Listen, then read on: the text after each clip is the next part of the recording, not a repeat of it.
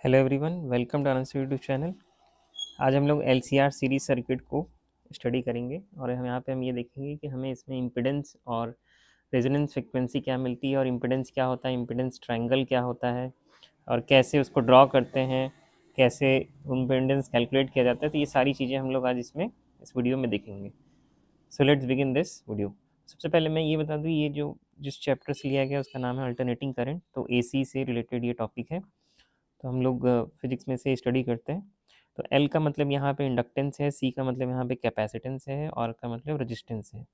तो एक ऐसा एसी सर्किट जिसमें कि इंडक्टेंस, कैपेसिटेंस और रेजिस्टेंस सीरीज़ में कनेक्टेड हो, उसे हम लोग कहते हैं एलसीआर सीरीज सर्किट।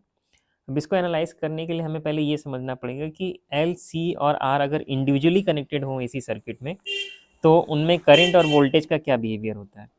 तो अगर हम एसी वोल्टेज को देखें तो एसी वोल्टेज जो है साइन कर्व के अकॉर्डिंग वेरी करता है। तो जैसे मैंने यहाँ पे इक्वेशन लिखा है एसी वोल्टेज के लिए कि ये V is equal to V naught sine omega T के अकॉर्डिंग वेरी करेगा। और हमें फॉर नॉलेज ये होना चाहिए कि आर में जो है वोल्टेज और करंट सेम फेज में होता है, कैपेसिटेंस में वोल्टेज लैग करता है करंट के रेस्पेक्ट में 90 डिग्री से, और इंडक्टर में वोल्टेज लीड करता है 90 डिग्री के रेस्पेक्ट में with respect to current. Okay.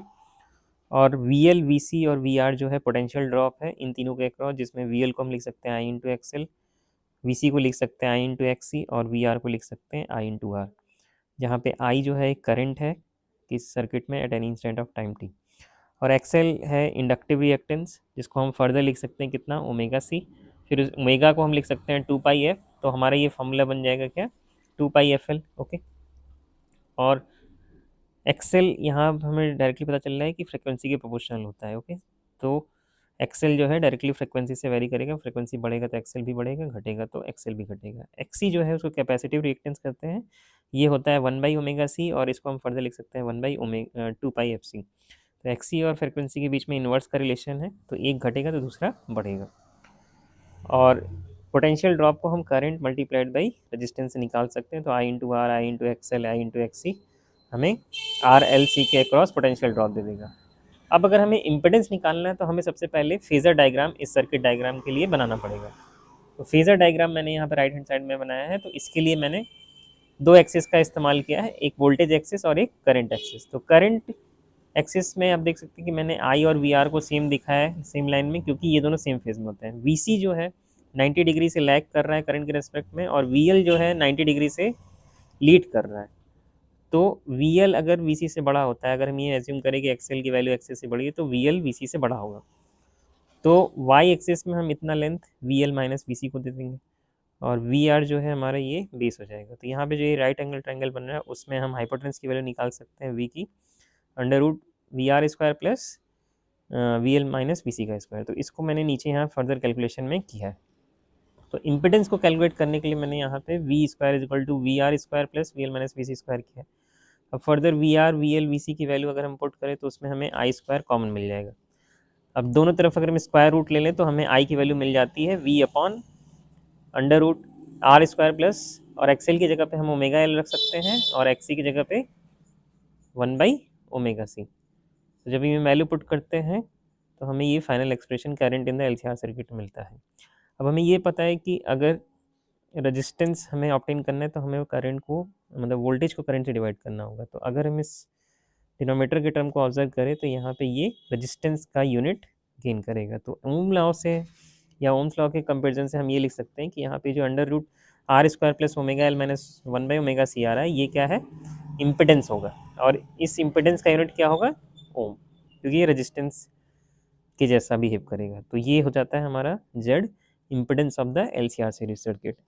और इसी सीरीज सर्किट के रिस्पेक्ट में हम लोग जो फेजर डायग्राम बनाए हैं वहाँ से हम लोग फेज एंगल भी निकाल सकते हैं। तो फेज एंगल हमें tan फाई से मिल जाएगा, और tan फाई हम परपेंडिकुलर बाई बेस देखेंगे तो हमें परपेंडिकुलर यहाँ पे V L minus V C, base जो है हमें आई इंटू आर मतलब वी आर से मिलेगा। बेसिकली यहाँ पे आई इंटू आर होगा, और वी एल की जगह पे हम जब आई इंटू एक्सएल पुट करेंगे और वी सी की जगह पे आई इंटू एक्सी पुट करेंगे तो आई कॉमन होके वो कट जाएगा, और ये बचेगा XL minus XC by R. और एक्सएल की जगह पे लिख सकते हैं ओमेगा एल, और एक्सी की जगह लिख सकते हैं 1/ओमेगा सी। और इसी में एक और चीज़ होता है जिसको हम बोलते हैं इम्पिडेंस ट्रायंगल। तो इम्पिडेंस ट्रायंगल बेसिकली क्या है कि जितने भी इसमें रजिस्टेंसेज हैं उसके हेल्प से जो हम ट्राइंगल बनाते हैं तो वो उसको इम्पीडेंस ट्रायंगल कहते हैं। तो बेसिकली जो हमारा फेजर डायग्राम है वहीं से हमें इम्पीडेंस ट्रायंगल भी ऑब्टेन हो जाता है। तो जो हमें वी मिल रहा था वो बेसिकली क्या मिलता है, आई इंटू जेड। वी आर जो मिल रहा था वो क्या मिलता है, आई इंटू आर। और वी एल माइनस वी सी जो मिल रहा था वो क्या मिलता है, आई इंटू एक्स एल माइनस आई इंटू एक्स सी। तो वहाँ से हम इस ट्रायंगल को ऑब्टेन कर सकते हैं अगर हम करंट को एक साइड में कर दें। फिर हमें लास्ट में यहाँ पे ये देखना है कि इलेक्ट्रिकल रेजोनेंस क्या होता है। तो electrical resonance LCR series circuit में तब होगा जब हमारी जेड की वैल्यू क्या होगी, मिनिमम। और जेड की वैल्यू मिनिमम है, इसका मतलब क्या है, तो जेड का जो एक्सप्रेशन है वो होता है R square plus X L minus X C square का होल रूट। तो ये वैल्यू तभी मिनिमम होगी जब ये वैल्यू क्या हो जाए, जीरो। ये वैल्यू तभी जीरो होगी जब एक्सएल एक्स सी के बराबर हो जाए। तो एक्सएल अगर एक्स सी के बराबर है तो omega L one by omega C के बराबर होगा। That means omega square is equal to one by omega L C के बराबर होगा, या omega is equal to one by under root L C होगा। That means it is angular frequency. ये वो एंगुलर फ्रिक्वेंसी जहाँ पे हमारा सीरीज जो है ऑसिलेट करना शुरू कर देगा, मतलब वो इलेक्ट्रिकल रेजोनेंस की कंडीशन में। अगर हमें फ्रिक्वेंसी का टर्म निकाले तो हम ओमेगा को टू पाई एफ नॉट से रिप्लेस कर सकते हैं और एफ नॉट की वैल्यू आ जाएगी one by two pi under root L C. So this is the required expression for resonant frequency of the L C R series circuit. Okay, इस तरीके से हम लोगों ने L C R series circuit को observe किया, उसमें impedance और उससे रिलेटेड फेज एंगल और इम्पिडेंस ट्रायंगल को समझा। Okay, thank you for watching this video and have a nice day.